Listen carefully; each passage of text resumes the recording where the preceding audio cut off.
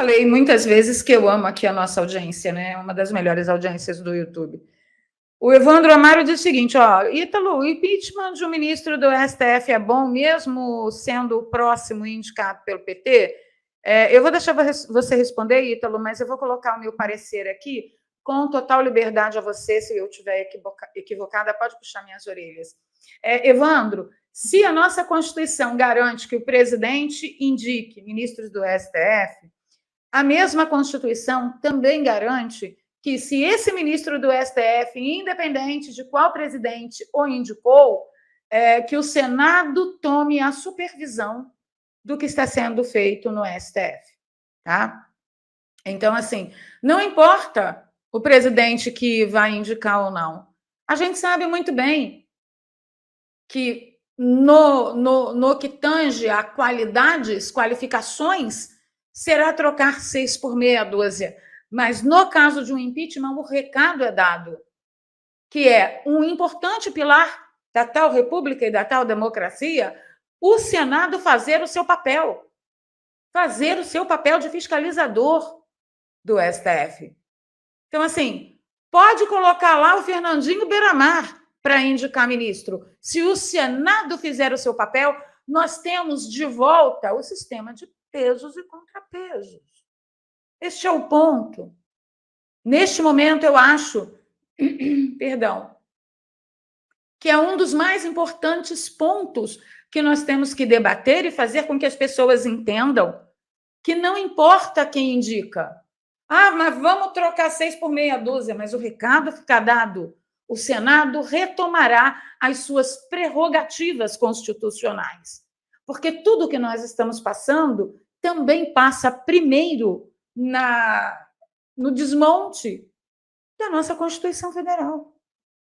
E é isso que nós precisamos fazer retomar. Esta Constituição Federal, escrita por comunistas, ela tanto não atende mais à sanha controladora e tirana de quem está no poder, que ela precisa ser atropelada. É a Constituição que temos? Essa é a nossa saída. Fazer com que vija novamente a Constituição na vaca fria da lei. Então, eu acho, sim, que vale muito a pena o impeachment. Ítalo. Eu concordo com você. Antes de responder essa questão, eu deixei passar um superchat aqui. O Geek versus ele diz o seguinte: Ítalo, uma vez eu ouvi uma discussão de duas pessoas aqui na minha cidade sobre a ideia de fazer um parlamento paralelo para o Brasil. Como eu faço para explicar de forma simples que isso pode ser uma péssima ideia? Olha, na verdade, eu acho que não é uma péssima ideia, é uma ideia impraticável. Ela não é nem boa nem ruim, porque ela é impossível, atualmente falando. Fazer um parlamento paralelo, entendeu? Com que pessoas, com que estrutura você vai ter um negócio desse, entendeu? Isso é absolutamente fictício. Absolutamente fictício, tá? Então, eu acho que não chega nem... É o tipo de ideia que não chega nem a ser ruim, entendeu? Porque para ser ruim, ela precisa ser alguma coisa, né? Precisa ter alguma coisa, assim, ó, isso aqui é o que a gente vai fazer. Será que isso é bom ou ruim? Assim, não, mas não tem como fazer isso aí, entendeu? A hora que isso aí virar uma possibilidade, aí pode dizer, bom, isto aí concretamente vira uma boa, uma ideia, concretamente falando, porque agora você tem, né, a concreteza do fato, né? Você tem o objeto ali, né? Ainda que não exista ainda, né? Mas ele tem um objeto ali, bom, aí você pode entender como esse objeto vai atuar daqui ou dali, né? Mas atualmente isso não é não chega nem a ser ruim, tá? Não chega nem a ser ruim. Agora, vamos lá, você fez a pergunta sobre a questão do ministro do impeachment do Barroso, tá? Eu concordo com você. Eu acho o seguinte, o Barroso, né? Ou qualquer outro ministro, na verdade, né, que tenha cometido crime de responsabilidade, que tenha, né, claramente, né, ultrapassado os seus limites, né, qualquer ação que hoje o Senado faça, entendeu, seria de uma audácia gigantesca, considerando quem é o Senado hoje em dia, entendeu? Então, assim, o que a gente precisa fazer hoje é restaurar algum senso de orgulho, de confiança, né, e de hombridade, e de, né, dos nossos parlamentares. Entendeu? Hoje o caminho é esse, entendeu? Então talvez um senso, né, de o Barroso sofrendo impeachment ou qualquer outro sofrendo impeachment, né, recupere nos parlamentares aquela ideia assim, opa, a gente também é um poder da república, né? Então, né, porque com certeza vai haver esse tipo de iniciativa, vai haver retaliação, etc, né? Então, né, mas aí vai de como esse processo vai acontecer. Porque pode ser que a esquerda tecnifique esse sentimento de insatisfação com o Barroso e ofereça o Barroso como bode expiatório. Que é o que aconteceu com a Dilma, por exemplo. O impeachment da Dilma era algo que as ruas estavam pedindo, mas o processo, concretamente falando, foi extremamente prejudicial para o Brasil. Extremamente prejudicial para o Brasil. Por quê? Porque eles conseguiram vender, a classe política conseguiu vender a ideia de que a classe política, junto com a STF, junto com a classe, né, judiciária, etc., né, conseguiu vender a ideia de que, estamos atendendo o anseio das ruas. Eles mantiveram os poderes políticos da Dilma, ou seja, ainda deram ali um tapa de luva de pelica, né, e um argumento para quem dizia que a Dilma estava sofrendo um golpe. Você está vendo? Nem os legitimaram a reeleição de Dilma do jeito que foi, toda controvérsia.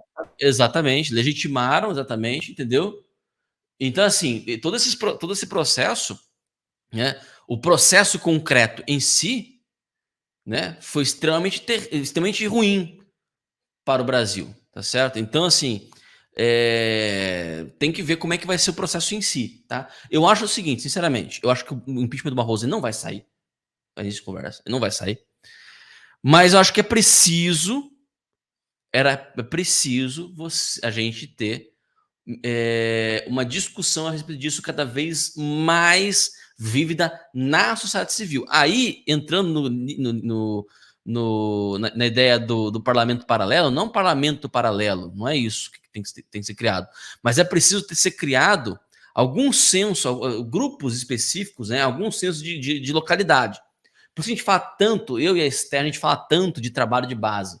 Inclusive, estamos nos organizando aqui para ver se a gente lança uma plataforma de formação política para eu e a Esther Papaiano, né? Só focado em trabalho de base. Como é que as pessoas fazem trabalho de base, entendeu?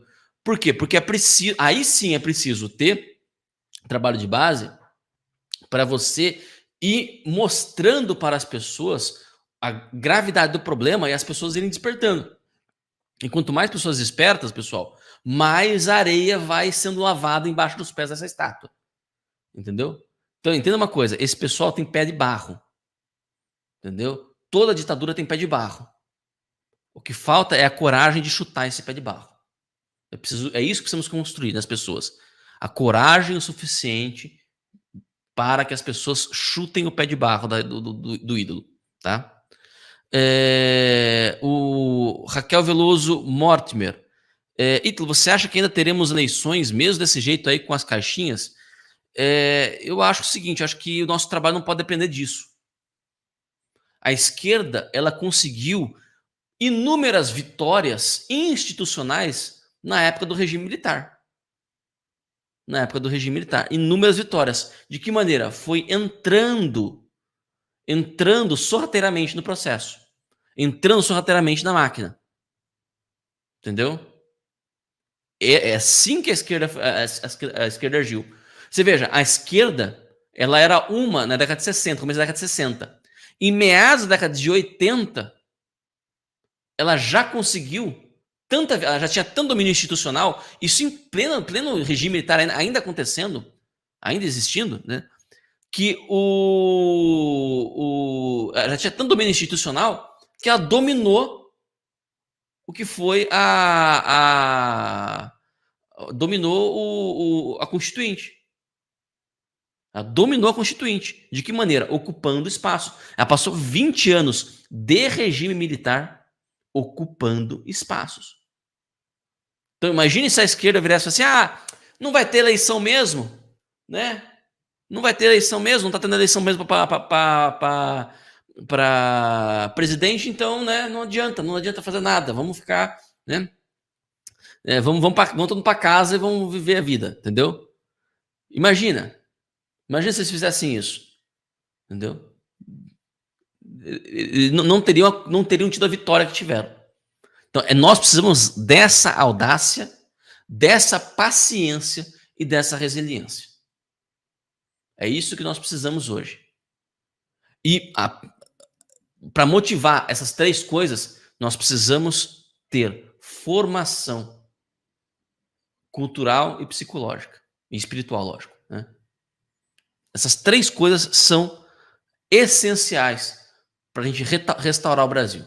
Porque você não restaura um regime virtuoso sem homens e mulheres virtuosos. Entenderam? Isso é uma coisa que eu tenho falado para vocês o tempo todo. Você não restaura o regime virtuoso sem homens e mulheres virtuosos. Então é preciso que vocês atuem nas suas localidades, entendeu? Quem tiver vocação para os estudos, exerça essa vocação de maneira pública. Não tenha vergonha. Sempre vai ter um ou outro que vai dizer assim, porque você tá aí, né, formando, fazendo o seu perfil no Instagram, o seu perfil nas redes sociais falando de alta cultura, não sei o quê. Daqui a pouco vai estar me vendendo um curso. Tem que vender curso mesmo. Compra quem quiser. Tem que vender curso mesmo. Tem que formar curso, tem que formar... não é formar militantes. É formar sábios e corajosos. Entendeu? É isso que nós precisamos fazer. Nós precisamos restaurar os nossos filhos. Restaurar, né, essa mentalidade dentro dos nossos filhos. Entendeu? Então é isso, né? Mari Lorenzo, hoje luto por minhas crianças. Olha, eu vou dizer uma coisa para você, Mari. Eu luto pelas minhas crianças, nem tenho elas ainda. Eu nem sou pai ainda. Né? Mas eu luto pelos meus sobrinhos que já nasceram. Entendeu? Um sobrinho nasceu, né? O outro tá para nascer. Entendeu? Então, assim, é isso que nós precisamos hoje. Sem isso, meus amigos, né? Não adianta ficar choramingando, fazendo live, fazendo, entendeu? Manifestação de rua, entendeu? Você só vai anestesiar a queda. O máximo é isso. Fingir que está fazendo alguma coisa. Não é isso que vai acontecer, entendeu? Por isso que o Olavo de Carvalho ele é tão urgente. Tão urgente. O Rogério está dizendo aqui, ó, então temos que voltar para as bases. Pois é. Eu vou dizer uma coisa. O Olavo de Carvalho tem a fórmula para voltar às bases. Forme-se a si mesmo. Forme-se a si mesmo primeiro. E aí você vai atuar. Essa é a dica que eu dou para vocês.